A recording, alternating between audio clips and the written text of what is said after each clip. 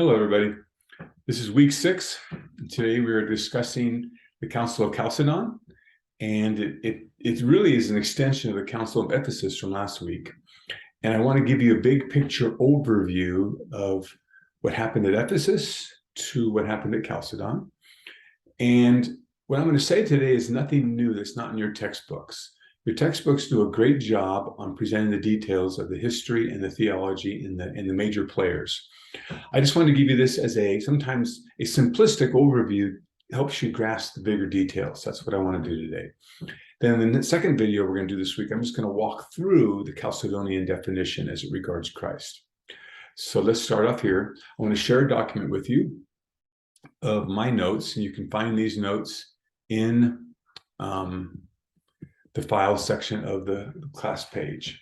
So what we're going to do here is week 6 video lecture notes, and let's discuss the theological debates that led up to Chalcedon, and that's the Council of Ephesus on the two natures of Christ.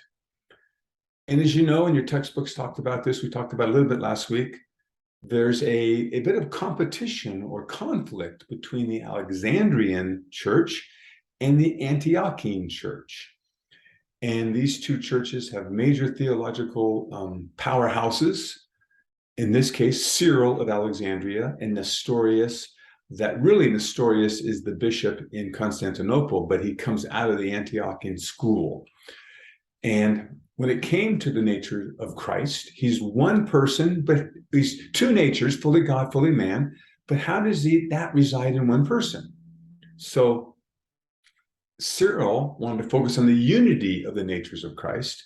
So as a person, Christ is one, and his unity of God, man, they come together to where a critique of that is the humanity gets lost in Cyril's teaching.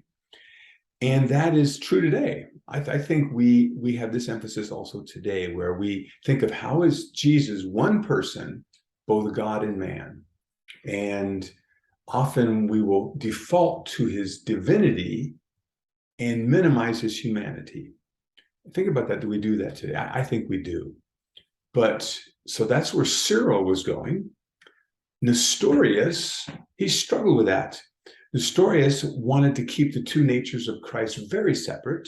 God and man can't join together, which resulted in two persons, or became known as the doctrine of two sons. And that was critiqued, or that was condemned at the Council of Ephesus. So the occasion of this debate was over the phrase theotokos. And we talked about that last week, and that's right here. That theotokos is a Greek word for God-bearer, or became translated as mother of God. To what degree was the baby born from Mary God? And Nestorius wanted to say, no. God, she wasn't the mother of God. She was the Christ bearer, or the man bearer. And Cyril wanted to keep Theotokos because it showed the identity of this Messiah, this man, Jesus, was also fully God. So one wanted to emphasize the humanity, one wanted to emphasize the divinity. In the end, Ephesus agreed with Cyril more than Nestorius. But they really had to, even Cyril had to compromise, and your textbook talks about that. Well, that sets us up for the debate that followed that. It's natural.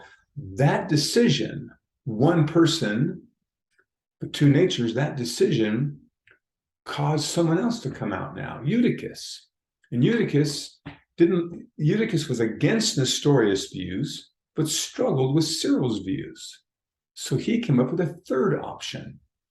And that third option became known as monophysitism. Monophysitism. So physis in Greek means nature. Mono means one. So monophysitism is the idea of one nature. And Eutychus taught that the two natures of God and man, so fully God, fully man, they actually in the incarnation join and become one new nature. And this is what is known as tertium quid. Not a divine nature, not a human nature, but a third thing. And this little chart down here can show that well, that we have the human nature of Christ, the divine nature of the Logos, but they join together and become something very new. And this was condemned at Chalcedon. And what you read this week on the tome by Leo, where he just annihilates this.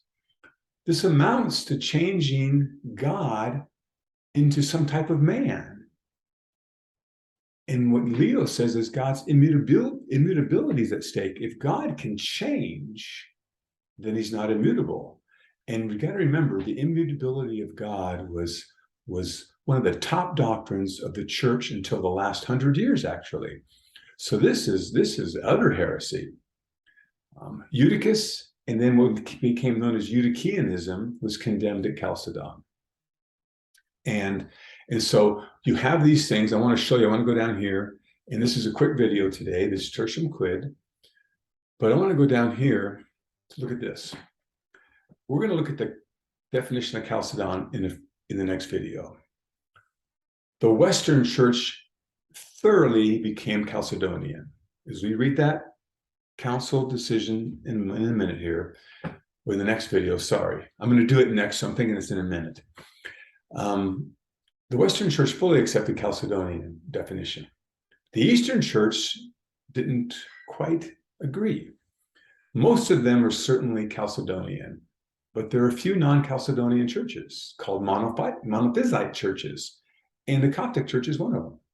But also there are still Nestorian churches in the East, in Persia and India.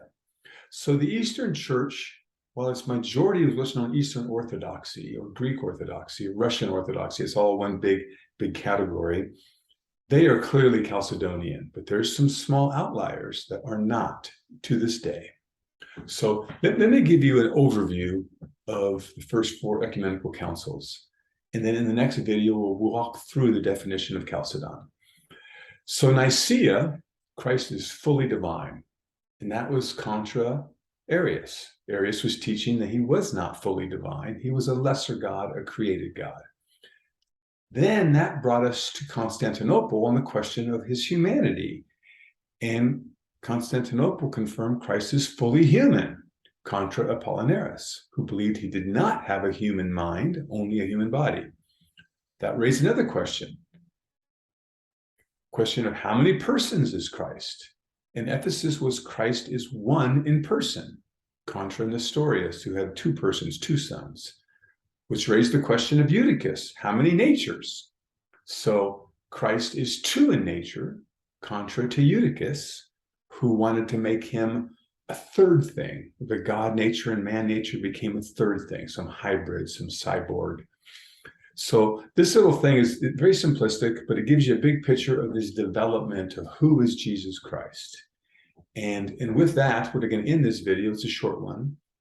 And we'll now go to the next video on the definition of Chalcedon. We'll just walk through it together and talk about some of the terminology. And in the discussion question, you can talk about your understanding and how much you agree with it. So I'll stop sharing this. And if you have time now or do it later, head to the next video. Thank you.